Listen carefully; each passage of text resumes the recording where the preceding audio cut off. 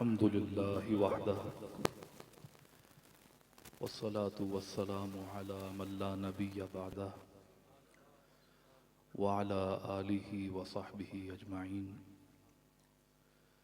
أما بعد فأعوذ بالله من الشيطان الرجيم. بسم الله الرحمن الرحيم. اقرأ باسم ربك الذي خلق.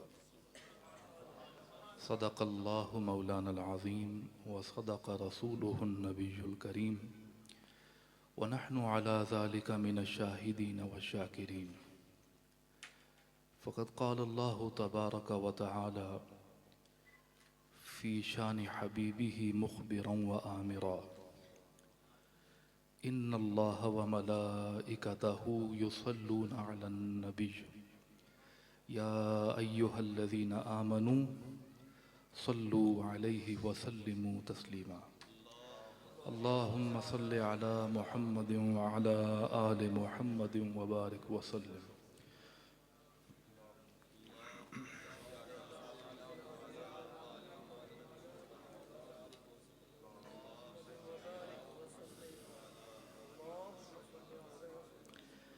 میرے نہایت ہی محترم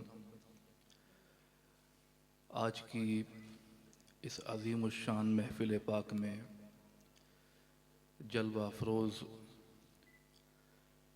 واجب الصد تعظیم و تکریم سادات کرام، علماء گرامی قدر، ثنا خوانان رسول، جملہ طلباء کرام اور تمام حاضرین محفل، یہ نہایت خوشی کا انبساط کا موقع ہے کہ آج ہم سب احباب مختلف علاقوں سے سفر کر کے اس مقام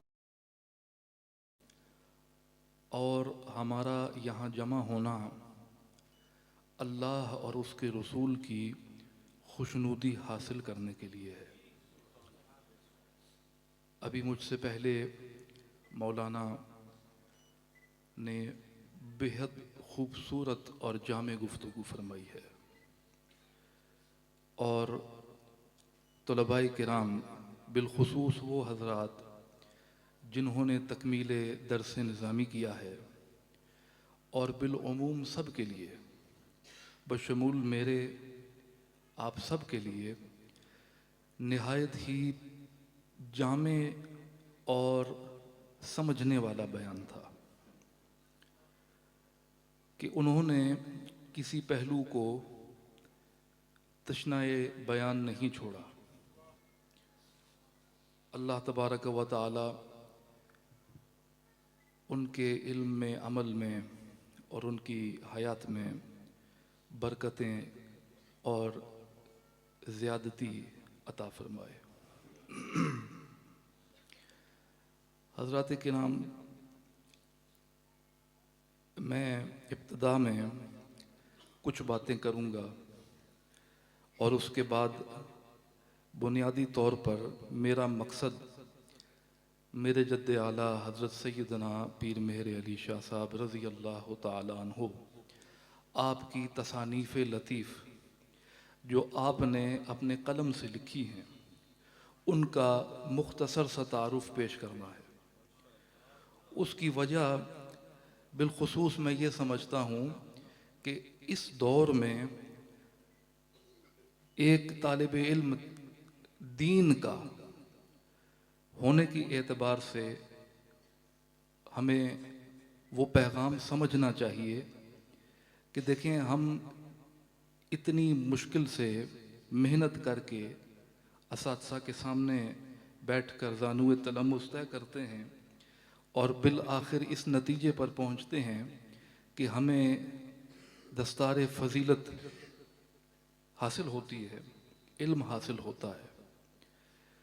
تو ہمیں یہ بھی معلوم ہونا چاہیے کہ علم حاصل کرنا ہی مقصد نہیں ہے، اگرچہ علم حاصل کرنا ایک منزل ہے، کہ اس منزل پر پہنچے بغیر انسان اس سے اگلی منازل طے نہیں کر سکتا۔ تو علم پہلی سیڑھی ہے۔ تو علم حاصل کرنے کے بعد اس پر عمل کیسے کرنا ہے، اور اس علم کو، ان قواعد کو، ان اصول الدین کو، جو اصول آپ نے اساتذہ سے پڑھے ہیں، اصول فقہ ہے، اصول حدیث ہے، اصول تفسیر ہے، وغیرہ وغیرہ، ان تمام علوم کو عملی زندگی میں کس طرح سے اپلائی کرنا ہے، اس کی سمجھ ہونا بہت ضروری ہے۔ تمام اولیاء کاملین، صوفیاء کرام، سب کے سب عالم تھے، علم حاصل کیا اور اس کے بعد انہوں نے اگلا سفر طے کیا۔ بہت سے ایسے علماء صوفیاء گزرے جنہوں نے تصنیف اگرچہ نہیں لکھی، لیکن انہوں نے اپنے عمل سے وہ تبلیغ اسلام کی ہے کہ آج تک ان کی خدمات کو یاد کیا جاتا ہے۔ تو حضرات، علماء کرام یہ کہتے ہیں کہ الشریعۃ کالسفینہ، شریعت جو ہے یا علم شریعت یہ سفینہ کی مانند ہے، کشتی ہے۔ والطریقۃ کالبحر، اور طریقت جو ہے یہ سمندر کی مانند ہے۔ والطریقۃ کالبحر والمعرفۃ کالصدف، اور معرفت جو ہے یہ سیپ کی مانند ہے۔ والحقیقۃ کالدر، اور حقیقت جو ہے یہ اس سیپ میں مخفی موتی کی مانند ہے۔ تو اگر انسان کے پاس علم شریعت ہو تو اس کے پاس کشتی موجود ہے، لیکن کشتی کا استعمال کہاں ہوتا ہے؟ کشتی کی مضبوطی کا، اس کی سلامتی کا اندازہ اس سمندر کی تند و تیز موجوں کے حوالے سے ہوتا ہے۔ تو جب تک کشتی سمندر میں نہیں اترتی، کشتی کا ٹیسٹ نہیں ہوتا۔ کشتی کا حقیقی معنی میں ایگزام آپ کہہ لیں، ٹیسٹ وہ ہے کہ طریقت کے سمندر میں چلی جائے۔ میرے جد اعلیٰ نے شاید اسی لیے کہا تھا کہ کوئی ورلیاں موتی لے تریاں۔ تو اگرچہ علم تمام طلباء کرام حاصل کرتے ہیں، لیکن کوئی ہوتا ہے جو اس علم شریعت کو اپلائی کرتے ہوئے وہ طریقت کے سمندر میں چلا جاتا ہے۔ تو یہ ہر کس و ناقص کی بات نہیں ہے، کوئی ہوتا ہے۔ پھر سمندر میں جانے کے بعد انسان سمندر کی تہ میں، بشرطے کہ وہ جو عالم ہے، عالم شریعت ہے، عالم دین ہے، اس کے اندر اتنا حوصلہ ہونا چاہیے۔ شرط یہ ہے کہ حوصلہ ہو۔ اب آپ اور میں، اگر کوئی ہمیں کہے کہ سمندر میں غوطہ زنی کرو، ہم تو نہیں کر سکتے۔ ہمیں تیراکی نہیں آتی، یا کسی کو آتی ہے تو وہ شاید اتنی گہرائی میں نہیں جا سکتا۔ تو گہرائی میں جانے سے انسان کو سیپ تک رسائی حاصل ہوتی ہے۔ تو سیپ کیا ہے؟ وہ معرفت خداوندی ہے۔ معرفت خداوندی سیپ کی مانند ہے، اور حقیقت جو ہے وہ اس سیپ کے اندر موجود ہے۔ تو حقیقت تک رسائی یہ منزل ہے علم کی۔ حقیقت کو چشمان مجاز سے دیکھ لینا بڑی عجیب بات ہے کہ آپ دیکھیے، ہم مجاز کے عالم میں ہیں، حقیقت کا عالم کچھ اور ہے۔ تو حقیقت کو اس مجاز کے عالم میں دیکھ لینا، یہی چیز ممتاز کرتی ہے صوفیاء کرام کو علماء ظواہر سے، کہ وہ جو صوفیاء کاملین ہوتے ہیں وہ صرف شریعت کا علم حاصل کر کے اسی پر اکتفا نہیں کرتے، اس کو پھر طریقت کے بحر میں، سمندر میں لے جاتے ہیں۔ اس قلزم وسیع کے اندر جب وہ غوطہ زنی کرتے ہیں تو معرفت حاصل ہوتی ہے، معرفت کے اندر مزید غور کرتے ہیں تو ان کو صدف حقیقت نظر آتی ہے۔ تو حضرات کرام، معنی مراد یہ ہے کہ بالآخر بحمدہ تعالی آج طلباء کرام نے، آج یہ مولانا اور آج یہ علامہ کہلانے کے مستحق ہیں کہ ان کے پاس علم کی کہ وہ ٹولز آ گئے ہیں، اوزار آ گئے ہیں۔ آپ دیکھیے کہ کوئی اچھا کارساز ہو، بلڈنگ بنانے والا ہو، انجینئر ہو یا مزدور ہو، اس کی مہارت جو ہوتی ہے اس کے ٹولز کے ساتھ وابستہ ہوتی ہے۔ جتنے اچھے اس کے پاس آلات ہوں گے اتنی پختہ اور اتنی اچھی چیز وہ تعمیر کر سکتا ہے۔ تو آپ کے پاس اس تمام عرصے میں آج آپ کے پاس وہ ٹولز آ گئے ہیں۔ آپ کے پاس علم نحو ہے، علم صرف ہے، علم البلاغت ہے، اور تمام اصولی علم آپ کو حاصل ہیں۔ ان کے استعمال کرنے سے اب آگے اڑان آپ کی ہے کہ آپ ان علوم کو کس انداز سے استعمال کرتے ہیں۔ اگر اس کو آپ استعمال صرف ظاہر اپنا سجانے کے لیے، زیب و زینت کے لیے کہ لوگ مجھے عالم کہیں، معاشرے میں میری تعظیم ہو، اگرچہ یہ بھی آپ کو حاصل ہو جائے گی کیونکہ علم وصف ہی ایسا ہے، لیکن حقیقی معنی میں علم تبھی اپلائی ہو سکتا ہے جب آپ کاملین کے راستے پر چلیں، اور کاملین کے راستے پر چلنا بغیر توجہ شیخ حاصل نہیں ہوتا۔ توجہ شیخ، حضرات کرام، آج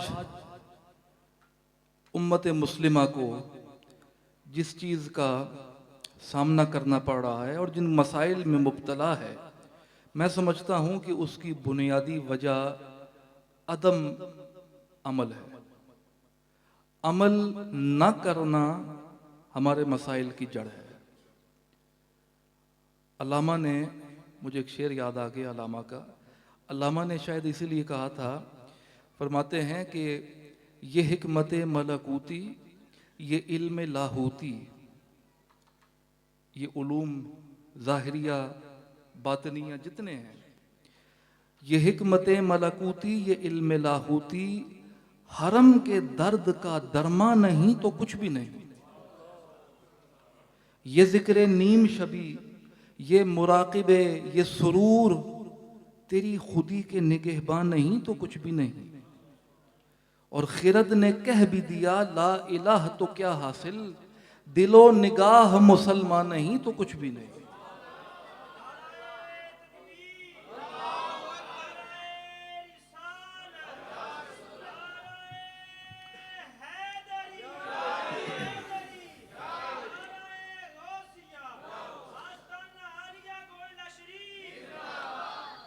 تو حضرات کرام، عمل کرنا بے حد ضروری ہے۔ اللہ ہم سب کو توفیق عطا فرمائے۔ اس کے بعد ہم لوگوں کو یہ سمجھنا چاہیے کہ صوفیاء کرام کا منہج کیا ہوتا ہے، یا اگر میں اپنے جد اعلیٰ کے حوالے سے بات کروں تو پیر مہر علی شاہ رضی اللہ تعالیٰ عنہ کا منہج علمی کیا تھا، کیا زاویہ نظر تھا، کس زاویے سے، کس اینگل سے انہوں نے دنیا علم کو دیکھا۔ اب دیکھیے، میں آپ کے سامنے بیٹھا ہوں، آپ میری کمر کو نہیں دیکھ پا رہے، آپ کا زاویہ نظر یہ ہے۔ تو زاویہ نظر تبدیل ہونے سے انسان کی ادراک کی قوت بھی تبدیل ہو جاتی ہے۔ تو زاویہ نظر کو سمجھنا بے حد ضروری ہے۔ زاویہ نظر کیا تھا؟ اعتدال، میانہ روی، غلو اور تجاوز سے پاک عقیدہ، محبت، یہ میرے جد اعلیٰ علیہ رحمہ کی وہ ایک نقطہ نظر تھا، یا اس کی آپ کہہ لیں کہ جان تھی یہ چیز، کہ آپ نے جس مسئلے کو بھی غور سے دیکھا، جس علمی نقطے پر بھی آپ نے غور کیا، تو اس کے اندر آپ نے اعتدال کو ملحوظ خاطر رکھا اور افراط و تفرید کو ملحوظ خاطر رکھا کہ اس سے پاک ہونی چاہیے یہ چیز، اور اس کے علاوہ محبت کو ملحوظ خاطر رکھا۔ یہ بڑی میں ایک بات کر رہا ہوں، محبت۔ آپ کہیں گے کہ عقائد میں تو آج تک ہم نے سنا کہ غلو اور تجاوز نہیں ہونا چاہیے، یہ محبت کہاں سے آ گئی؟ حضرات، عقائد میں بنیادی چیز ہی محبت ہوتی ہے، بلکہ میں تو اکثر کہا کرتا ہوں کہ انسان کی وجہ تخلیق، بڑی غور سے بات سنیں، انسان کی وجہ تخلیق ہی محبت ہے۔ حضرات کرام، بات بلا دلیل نہ ہو اس لیے ایک بات عرض کرتا چلوں کہ حدیث قدسی ہے، آپ حضرات جانتے ہیں کہ اللہ تبارک و تعالی نے ارشاد فرمایا، کنت کنزا مخفیا فاحببت ان اعرف، میں ایک چھپا ہوا خزانہ تھا۔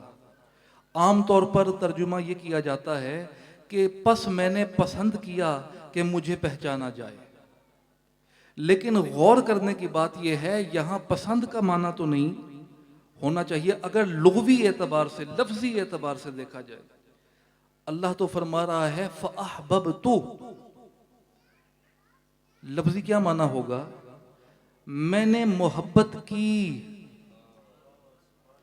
بھئی غور کی بات ہے، سنیں سمجھیں۔ اللہ فرماتا ہے میں ایک چھپا ہوا خزانہ تھا، پس میں نے محبت کی کہ مجھے پہچانا جائے۔ بھئی بڑی عجیب بات ہے، محبت کی، اور محبت کرنے کے لیے تو کچھ مد مقابل بھی ہونا چاہیے نا۔ جب محب ہوتا ہے، محب تبھی ہوتا ہے جب محبوب ہو، تو جب اس وقت کچھ بھی موجود نہیں تھا، اللہ تو فرما رہا ہے نا میں نے اس لیے تخلیق کیا ہر چیز کو تاکہ میں پہچانا جاؤں۔ معلوم ہوا کہ ابھی کچھ بھی تخلیق نہیں ہوا، تو جب کچھ بھی تخلیق نہیں ہوا تو اللہ فرما رہا ہے فَأَحْبَبْتُ، اور ماضی پھر آپ جانتے ہیں کہ تحقیق کے لیے ہوتا ہے کہ تحقیق میں نے محبت کی۔ سوال پیدا ہوا یا اللہ باری تعالی آپ نے کس سے محبت کی ہے؟ تو اب یہاں پر اس کی تفسیر کے لیے ہمیں صوفیاء کی طرف رجوع کرنا پڑتا ہے۔ یہ عقدہ علماء ظواہر سے بمشکل حل ہوتا ہے۔ صوفیاء کرام جو ہیں اس حوالے پہ اس جگہ پر وہ ارشاد فرماتے ہیں کہ پہلا تعین یا پہلا تنزل جو ذات باری کو لاحق ہوا وہ نور محمدی تھا۔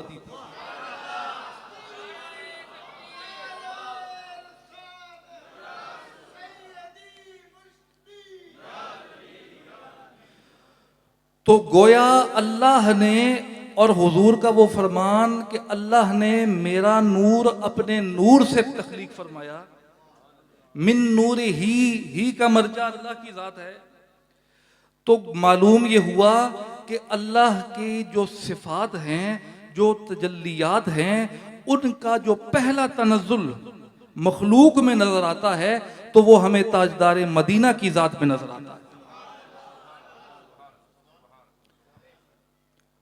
تو حضرات بات میں یہ کر رہا تھا کہ صوفیاء کرام کا منہج جو ہوتا ہے وہ اعتدال کا ہوتا ہے، محبت کا ہوتا ہے۔ بات محبت سے چلی تھی، تو انسان کو اللہ نے، اب دیکھیں نا اس میں جو پہلی جو بنیادی چیز ہے تخلیق کرنے کی، وجہ تخلیق آپ کہہ لیں، یوں تو بے شک ہم سب کا ماننا ہے اور ایمان ہے کہ وجہ تخلیق کائنات حضور کی ذات ہے، لیکن وجہ تخلیق حضور کی ذات میں بھی محبت کا پہلو یہ مخفی ہے کہ محب اللہ، یا اس کو یوں سمجھیں کہ اللہ نے فرما رہا ہے کہ میں ایک چھپا ہوا خزانہ تھا، میں نے پسند کیا کہ میں محبت کروں، پس میں نے اپنے محبوب کو تخلیق فرما دیا۔ تو حضرات کرام، محبت جو ہے یہ ایمان کا، عقیدے کا جز ہے۔ آپ دیکھیں نا، اللہ فرماتا ہے وَمَا خَلَقْتُ الْجِنَّ وَالْإِنسَ إِلَّا لِيَعْبُدُونَ، ہم نے جن و انس کو بغیر اس کے نہیں پیدا کیا کہ وہ میری عبادت کریں، اللہ کی عبودیت کے لیے، عبدیت کے لیے، عبادت کے لیے اللہ نے مخلوق کو پیدا کیا ہے۔ لیکن اگر کوئی انسان، کوئی کافر آ جائے، حضور کو نہیں تسلیم کرتا، حضور کی رسالت کا منکر ہے، نبوت کا منکر ہے، اور وہ مسجد میں آ کر بظاہر اپنا حلیہ بنا لے، داڑھی رکھ لے، امامہ پہن لے، بظاہر باشریت ہو، لیکن وہ جب آئے گا، آ کر نماز پڑھے گا، تو سوال یہ ہے کہ نماز کے تو تمام ارکان اس نے پورے کر دیے، کیا اس کی نماز قبول ہے؟ نہیں ہے۔ کیوں؟ کہ علامہ نے کہا تھا نا کہ بمصطفیٰ بھی رساں خیشرا، کہ دین ہماؤس اگر باؤ نہ رسیدی تمام بولا حبیث، کہ جب تک حضور کے ساتھ نسبت نہیں ہے، محبت نہیں ہے، تو یہ تمام عبادات، تمہاری تمام ریاضات بے سود ہے۔ تو حضرات کرام، اب بات طویل ہو گئی ہے، میں اختتام میں تصانیف جو میرے جد اعلیٰ نے تحریر فرمائی ہیں ان کا مختصر ترین سا تعارف آپ کے سامنے پیش کروں گا، کیونکہ یہاں علماء کرام موجود ہیں، تشریف فرما ہیں، اور علمی اور ادبی ماحول میں یہ بات زیادہ موزوں ہے۔ وہ ہے نا کہ پھول جو ہوتا ہے وہ باغیچے میں ہی جچتا ہے، اگر اس کو کاٹ کے آپ کسی گملے میں لگا کے یا کسی پانی کے بوتل میں رکھ دیں تو اگرچہ وہ پھول ہی ہے، لیکن اس کا زیادہ رچاؤ، اس کی زیادہ خوبصورتی گلشن میں نظر آنی چاہتی ہے۔ تو حضرات، اس علمی ماحول میں میں اپنے جد اعلیٰ کی کچھ باتیں کروں گا۔ حضور اعلیٰ پیر سیدنا مہر علی شاہ صاحب رضی اللہ تعالیٰ عنہ نے سب سے پہلے جو کتاب تحریر فرمائی ہے وہ تحقیق الحق ہے۔ تحقیق الحق فی کلمۃ الحق۔ اب ہو سکتا ہے کوئی کہے جی کہ فی کلمۃ الحق ہونا چاہیے، حرف جارہ ہے، تو یہ میں بتاتا چلوں کہ کلمۃ الحق کے نام سے لکھنؤ کے ایک بہت بڑے عالم تھے، وہ عالم ظاہر بھی تھے اور علم باطنی کا بھی ان کو شغف تھا، اور صاحب حال تھے۔ انہوں نے ایک کتاب تحریر فرمائی تھی تحقیق الحق کے نام سے۔ تو یہ تحقیق الحق جو ہے، کلمۃ الحق انہوں نے وہ کتاب لکھی تھی، تو اور کلمہ طیبہ کے معانی و مطالب کو انہوں نے اس میں بیان فرمایا تھا صوفیانہ تصوف کے انداز سے۔ تو اس کتاب کے جواب میں میرے جد اعلیٰ نے تحقیق الحق فی کلمۃ الحق بین القوسین، تحقیق الحق بین القوسین، یہ آپ نے تحریر فرمائی۔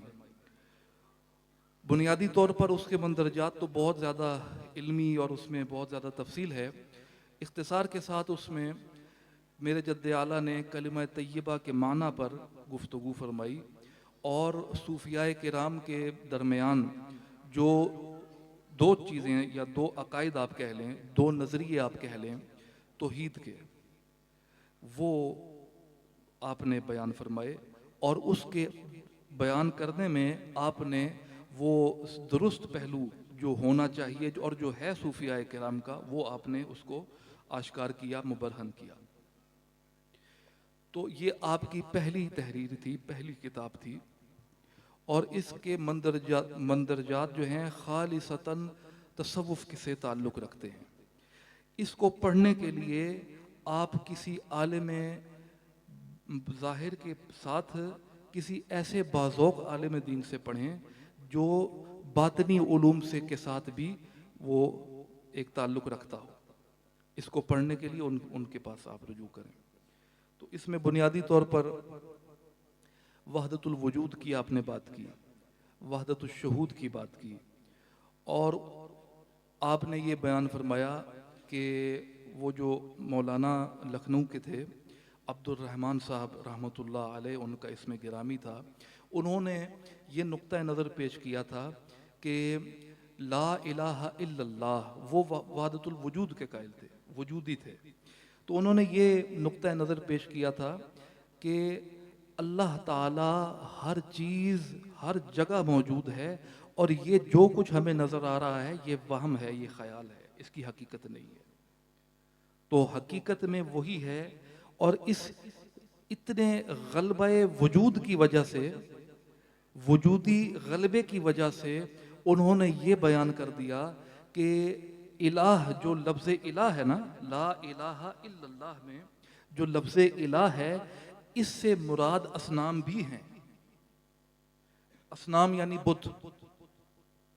تو لا الہ الا اللہ، تو انہوں نے کہا کہ الہ سے مراد اصنام ہیں، اور خبر اس کی محذوف ہے، اور وہ کیا ہے؟ غیر۔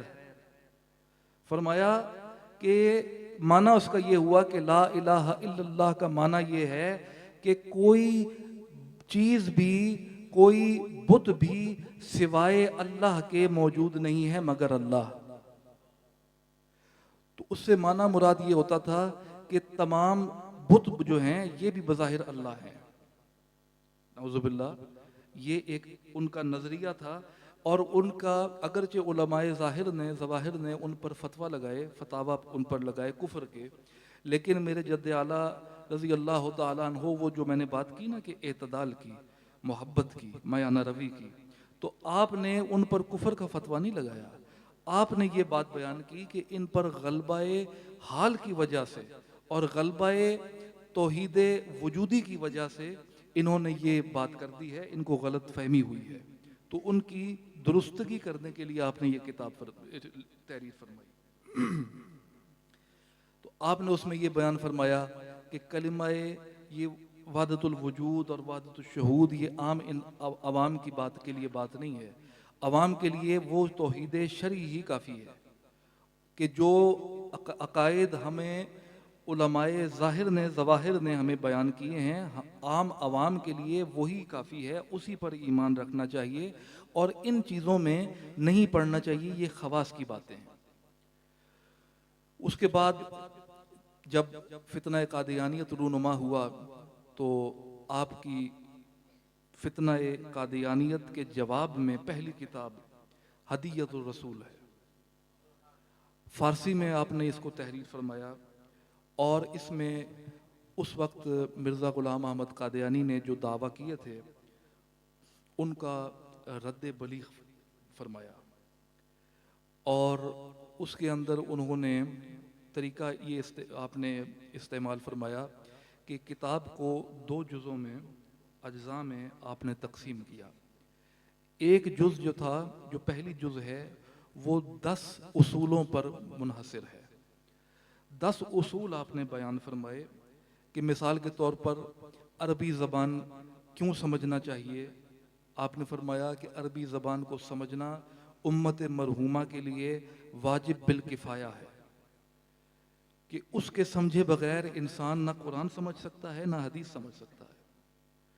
تو اسی طریقے سے آگے چل کے احادیث، اصول حدیث کی باتیں ہوئیں، تو آپ نے اصول حدیث میں بھی تمیز کی، آپ نے اس میں بھی تقسیم کی ہے۔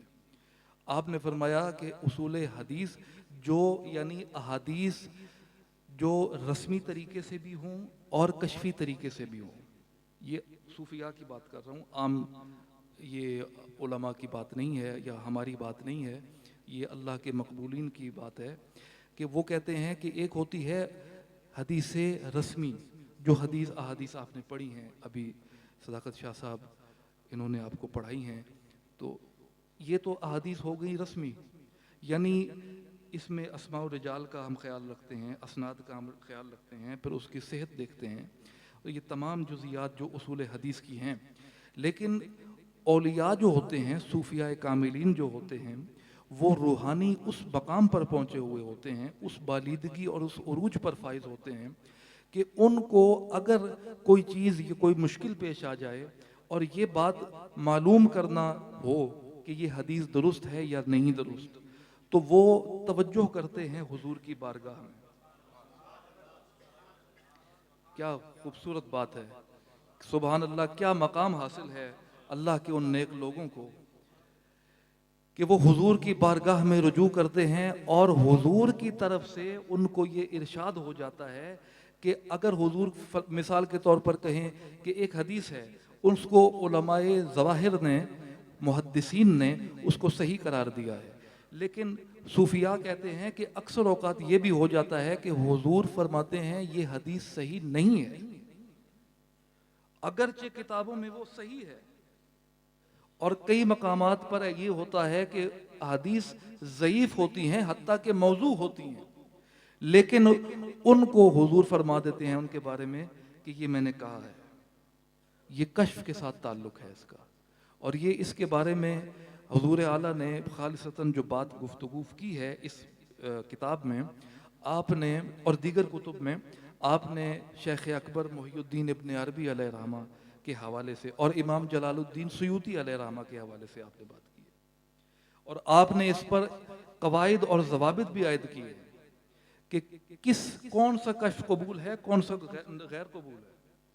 کہ یوں تو ہر کوئی اٹھ کے کہہ دے جی کہ مجھے کشف ہوا، لیکن اس پر آپ نے علمی تحقیقی آپ نے بیان فرمایا ہے۔ اور اس کے لیے میں بلکہ طلباء کو حضرت محی الدین ابن عربی علیہ رحمہ رضی اللہ تعالی عنہ ان کی تصانیف پڑھنے کا میں مشورہ دوں گا کہ ان کی تصانیف میں نہایت ہی یہ ادق بحثیں ہیں، اور ان کو سمجھنا یہ بھی ایک علمی خزانہ ہے۔ اس کے بعد ہدیت الرسول یہ کتاب ہو گئی، پھر آپ نے شمس الہدایہ فی اثبات حیات المسیح تحریر فرمائی۔ یہ اس وقت تحریر فرمائی جب قادیانی نے دعوی نبوت کر دیا اور نہایت ہی یعنی کھل ڈل کے اس نے لوگوں کو گمراہ کرنے کی کوشش کی، مستقیم سے ہٹانا چاہا اور اپنی نبوت کا ان کو منوانا چاہا۔ تو میرے جد اعلیٰ نے حضرت سیدنا پیر میر علی شاہ صاحب رضی اللہ تعالیٰ عنہ نے شمس الہدایہ تحریر فرمائی، اور اس کتاب میں آپ نے حیات المسیح یعنی عیسیٰ علیہ السلام کے بارے میں جو ہمارا عقیدہ ہے امت مسلمہ کا، اولاً تو آپ نے یہ بیان فرمایا کہ یہ اجماعی عقیدہ ہے، اجماعی عقیدہ۔ آج کے دور میں، اس دور میں میں دیکھتا ہوں کہ اکثر علماء کرام یعنی وہ غیر یعنی ان کی فکر جو ہوتی ہے وہ مخالف ہوتے ہیں، تو ان کی فہم میں یہ بات نہیں آتی، وہ یہ کہتے ہیں کہ یہ اختلافی مسئلہ ہے۔ تو میرے جد اعلیٰ نے کہا یہ اختلافی مسئلہ نہیں ہے، یہ اجماعی مسئلہ ہے، یہ اجماعی طور پر مسلم ہے کہ حضرت عیسیٰ علیہ السلام کا رفع بجسدہ الانصری ہوا، اور قیامت کے قریب وہ اسی جسم کے ساتھ اسی کیفیت میں اور اسی حالت میں نازل ہوں گے جس کیفیت میں ان کو بلند کیا گیا آسمان کی طرف۔ تو میں انہوں نے تحریر فرمایا، اور قادیانی کی طرف سے مختلف جو اس نے دلائل پیش کیے تھے کہ عیسیٰ علیہ السلام فوت ہو چکے ہیں، تو توفیٰ کا معنی فوت ہوتا ہے، تو یہ ہو گیا، متوفی کا معنی فوت ہوتا ہے، تو یہ جناب ثابت ہو گیا کہ عیسیٰ علیہ السلام فوت ہو گئے۔ تو میرے جد اعلیٰ نے اس کا جواب اس کتاب میں تفصیلاً تحریر فرمایا۔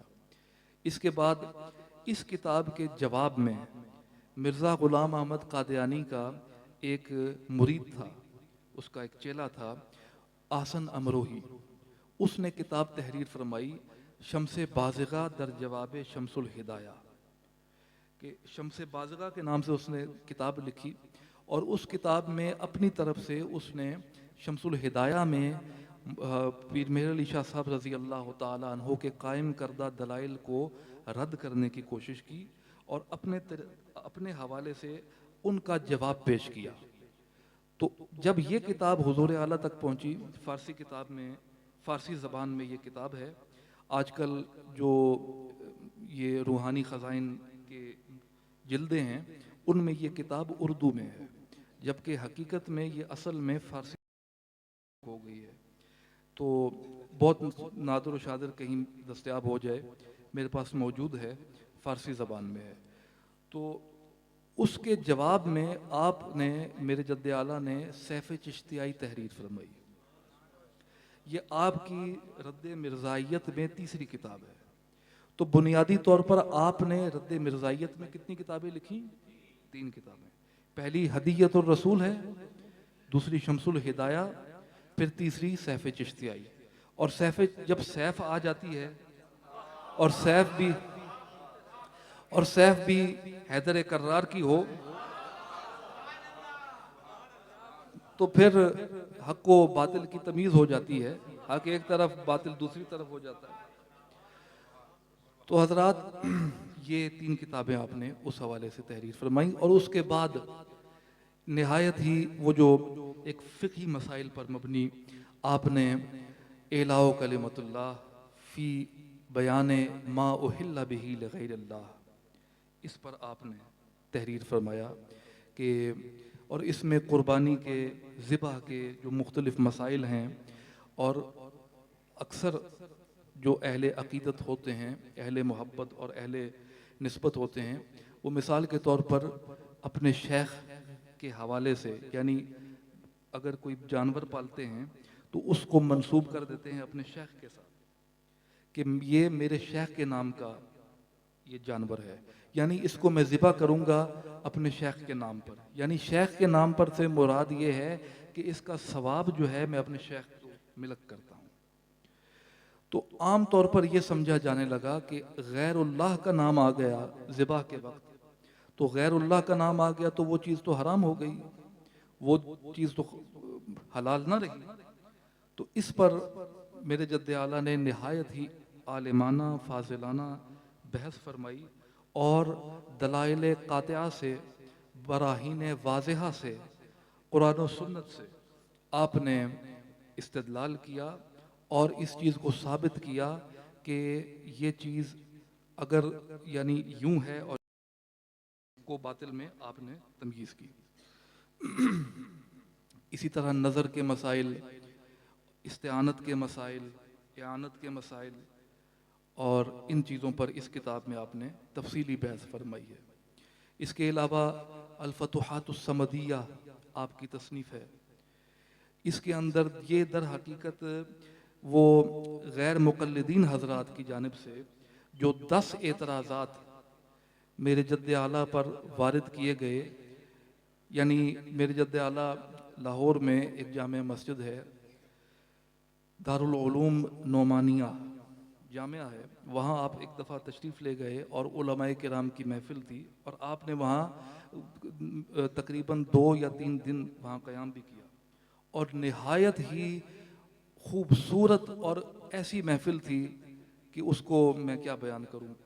علماء بعد میں کہنے لگے، اس مسجد کے اور اس دارالعلوم کے کہنے لگے کہ کاش ہمیں اس وقت اتنا ہوش ہوتا کہ ہم آپ جو بیان فرما رہے تھے ہم لکھ لیتے.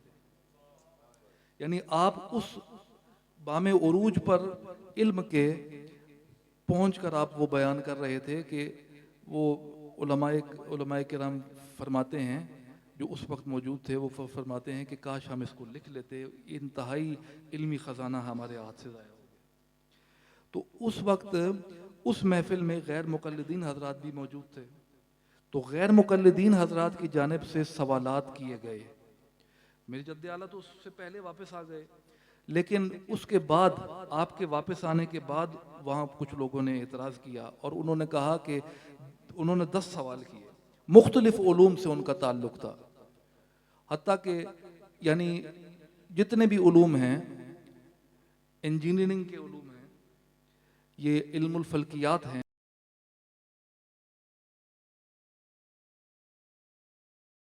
تک سوال انہوں نے ترتیب دیا، اور بہت بڑے وہ علماء تھے، اور وہ علماء انہوں نے کہا کہ ان کا جواب دیا جائے. تو اس وقت دارالعلوم میں نعمانیہ، دارالعلوم نعمانیہ میں، وہاں پر جو علماء کرام موجود تھے انہوں نے اس کا جواب لکھنا چاہا، تو وہ بھی لکھ سکتے تھے، ایسا نہیں کہ وہ نہیں لکھ سکتے تھے، لیکن چونکہ حضور اعلیٰ وہاں کچھ دن قیام کر کے گئے تھے تو آپ کے جو محبین تھے انہوں نے حضور اعلیٰ سے گزارش کی کہ آپ اس پر کچھ تحریر فرمائیں، تو آپ نے ان کا جواب ارسال کیا اس کتابی شکل میں الفتوحات الصمدیہ۔ تو یہ جواب ان کو بھیجا اور انہوں نے یہ کہا تھا کہ آپ کو بھی سوال کرنے کا حق ہے، یعنی آپ جواب تو دیں گے لیکن جواب کے ساتھ آپ اپنی طرف سے بھی کوئی سوال پیش کر سکتے ہیں۔ تو میرے جد اعلیٰ نے اس وقت 12 سوال، آپ سفر میں تھے، کسی سفر میں جا رہے تھے، غالباً پشاور کی طرف آپ سفر کر رہے تھے، تو دوران سفر بلا کسی کتاب کے، کسی حوالے کے بغیر سفر میں آپ نے یہ سوالات تحریر فرمائے اور آپ نے کہا کہ ان کا جواب مطلوب ہے۔ وہ 12 سوال حضرات کرام آج تک تشنائے جواب ہے، آج تک غیر مقلدین کی جانب سے اس کا جواب نہیں آیا۔ اس میں حتیٰ کہ حضور اعلیٰ نے آپ یعنی یہ اندازہ لگائیں کہ آپ کی وسعت علمی کتنی تھی کہ اس میں علم ریاضی کے بھی سوال ہیں عربی میں، یعنی وہ ایسی عبارات ہیں کہ وہ علم ریاضی سے متعلق سوالات آپ نے اس کتاب میں کیے، اور وہ بھی علم ریاضی، یعنی میں آپ کو ایک بات بیان کروں کہ فزکس جو ہے، آج کی فزکس، کنٹمپریری فزکس جو ہے اس وقت قائم ہے، وہ بیس رکھتی ہے اپون میتھمیٹکس، ریاضی پر۔ علم الریاضی بنیادی لینگویج ہے علم فزکس کی۔ اگر کسی کو میتھس نہیں آتی تو وہ فزکس نہیں پڑھ سکتا۔ تو اتنے بڑے بڑے سائنسدان گزرے ہیں، آئنسٹائن گزرا ہے، کتنے بڑے بڑے لوگ گزرے ہیں، تو یعنی خیر یہ بھی ممکن ہے کہ ان تک یہ بات پہنچی نہ ہو، لیکن یہ بات میں بیان کرنا چاہ رہا ہوں کہ آج تک اپنے تو اپنے جو غیر مسلم بھی ہیں وہ بھی ان کا جواب آج تک نہیں دے سکے۔ تو حضرات پھر آپ نے آخری کتاب اپنی تصنیف لطیف تصفیہ ما بین سنی و شیعہ آپ نے تحریر فرمائی۔ تصفیہ، اس لفظ میں غور کریں، اور جو پہلے میں نے بات کی کہ اعتدال، محبت، مایانہ روی، اس پر غور کریں، آپ کو ایک ہی بات نظر آئے گی۔ تصفیہ کے اندر کیا ہے؟ محبت ہے۔ تصفیہ کے اندر میانہ روی ہے، اس کے اندر اعتدال ہے، شدت نہیں ہے۔ تو آپ نے سنی اور شیعہ کے مابین جو قدیم سے اختلافات چلے آ رہے ہیں عقائد کے اور تاریخ سے ان کا تعلق ہے، آپ نے ایسے انداز میں بیان کیے ہیں کہ اگرچہ کتاب دیکھنے میں آپ کو بڑی مختصر سی معلوم ہوتی ہے، لیکن ان کے اس کتاب کے اندر اتنا علمی ذخیرہ موجود ہے کہ یعنی یوں معلوم ہوتا ہے کہ آپ نے سمندر کو کوزے میں بند کر دیا۔ اور یہ میں مبالغے کے طور پر نہیں کہہ رہا، علماء کرام مجھ سے پڑھے لکھے حضرات یہاں موجود ہیں، میں ایک طالب علم ہوں، تو یہ آپ کو بتا سکتے ہیں کہ اس کتاب کے اندر حضور اعلیٰ کی دیگر کتب کی طرح اگرچہ مختصر باتیں ہیں، جملے مختصر ہیں، الفاظ کا استعمال مختصر ہے، لیکن ہر لفظ کے اندر ایک سمندر موجود ہے علم کا۔ اور یہ ایک چیز آپ حضور اعلیٰ کی کتابوں میں یہ دیکھیں گے کہ آپ نے اگر عربی لکھی ہے، عربی تو لکھی عربی کے انداز میں ہے نا، جو ترکیب ہم کرتے ہیں عربی میں، مضاف الیہ، مضاف، اور یہ وہ ساری چیزیں، تو مبتدا خبر بناتے ہیں، تو اسی انداز سے آپ کی فارسی تحریر بھی ہے۔ یعنی فارسی کو بھی اگرچہ آپ نے لکھا، زبان فارسی ہے، لیکن اس کے اندر بھی اگر آپ ترکیب کرنا چاہیں نا عربی حوالے کی، عربی والی، تو آپ کر سکتے ہیں۔ یعنی اس میں بھی آپ جملہ اسمیہ و فعلیہ بنا سکتے ہیں، مبتدا خبر آپ وہاں بھی کر سکتے ہیں، اور جس طرح عربی زبان میں ہوتا ہے کہ عطف پیچھے ہوتا ہے معطوف علیہ کا بیان کہیں ہوتا ہے، معطوف کا بیان کہیں ہوتا ہے، تو اسی چیز کو حضور اعلیٰ نے اپنی کتابوں میں استعمال کیا ہے. اس کی ایک مثال ہدیۃ الرسول ہے، اس میں آپ دیکھیں تو معنی یہ ہے کہ حضور اعلیٰ نے جو علمی کام کیا ہے، میرا کہنے کا مقصد یہ ہے، جو جس کا تعارف میں نے آپ کے سامنے کیا ہے مختصراً، وہ یہ ہے کہ یہ ایک ایسا علمی خزانہ ہے جس کو سمجھنا بہت ضروری ہے. اس سے آپ کو یہ ہوگا کہ آپ نے جو علوم حاصل کیے ہیں ان کو، مطلب آپ کو یہ پتہ چلے گا کہ اس کو اپلائی کیسے کرنا ہے، ان علوم کی اپلیکیشن کیا ہے. تو اس کے علاوہ حضور اعلیٰ کا کہ وہ فتاویٰ کا مجموعہ بھی موجود ہے. اور یہ بات بھی میں آخر میں بس بیان کرنا چاہتا ہوں کہ کچھ لوگ غیر عالم ایسے سادہ ہوتے ہیں کہ وہ لوگ ملفوظات میں اور تصنیف میں تمییز نہیں کر سکتے. وہ ملفوظ کی کوئی چیز پڑھیں گے تو اس کو کہیں گے کہ یہ آپ کی تحریر ہے. تحریر کی یعنی اپنے قلم سے لکھی ہوئی چیز کی اور اس کی حیثیت ہے، اور کسی نے سن کر اس کو لکھا ہے اس کی اور حیثیت ہے. یہ آپ احباب صاحب علم حضرات جانتے ہیں. تو ملفوظات مہریہ حضور اعلیٰ کے وہ ملفوظات ہیں جو حضور اعلیٰ پیر مہر علی شاہ صاحب نے عام محفل میں، مجلس میں، علماء کرام کی محفل ہے، طلباء کی محفل ہے، اس میں آپ نے بیان کیا مختلف مضامین کو، کہ کہیں توحید کی بات ہے، کہیں رسالت کی بات ہے، کہیں تصوف کی بات ہے، تصوف کی اصطلاحات کو واضح فرما رہے ہیں. تو جو سننے والے سامعین تھے انہوں نے جتنا سمجھا انہوں نے اس مطابق وہ لکھ دیا. تو یہ ملفوظات کی یعنی اہمیت اور اس کی یعنی آپ کہہ لیں کہ مقام ہے. تو حضرات کرام،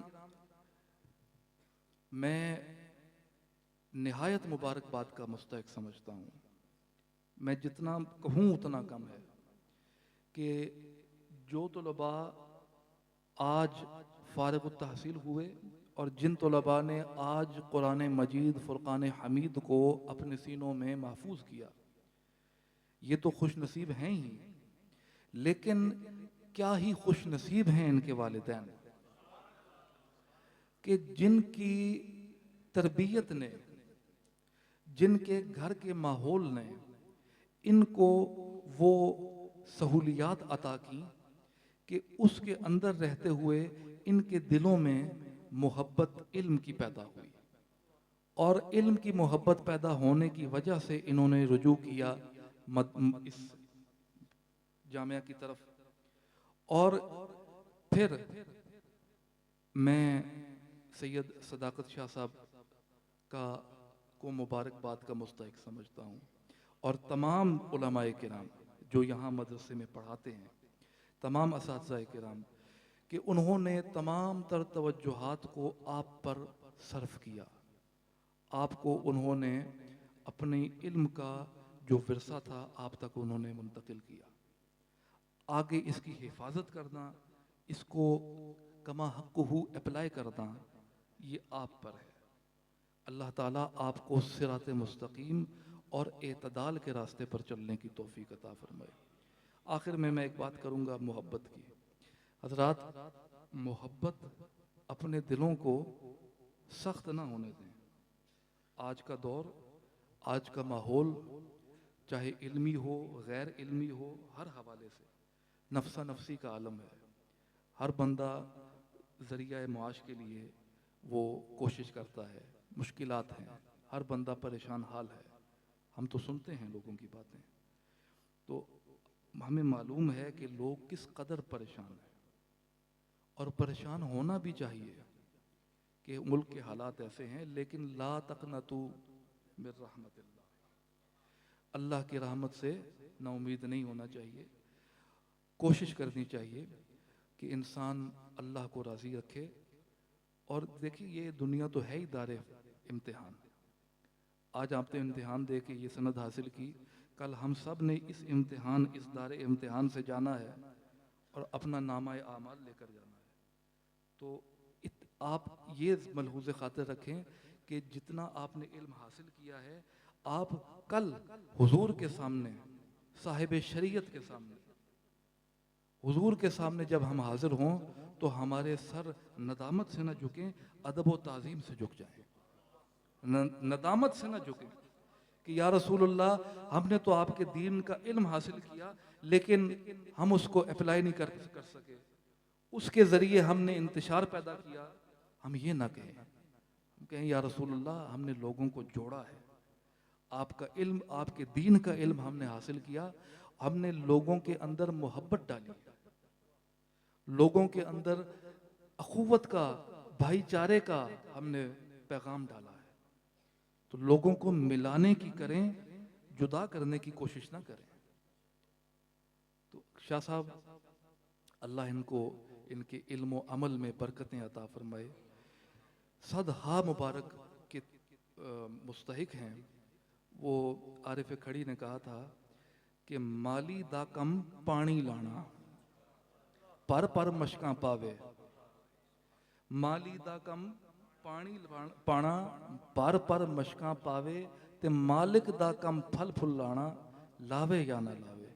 تو انہوں نے پانی آبیاری کی ہے آپ کی، ٹھیک ہے. تو اب مالک کا یہ کرم ہوا ہے کہ آپ بشکل گل اس گلشن علم میں نظر آ رہے ہیں. تو اپنی خوشبوئیں بکھیریں، پھولوں کے ساتھ کانٹے بھی ہوتے ہیں، وہ بھی مولانا نے بات کی. تو پھول کی جو کام ہوتا ہے وہ خوشبو بکھیرنا ہے. اپنے علم کو معاشرے میں خوشبو اس سے پھیلائیں، محبت کی، اخوت کی، بھائی چارے کی. اللہ تبارک و تعالی ہم سب کی حاضری قبول و منظور فرمائے. وما علیہ الا البلاغ المبین.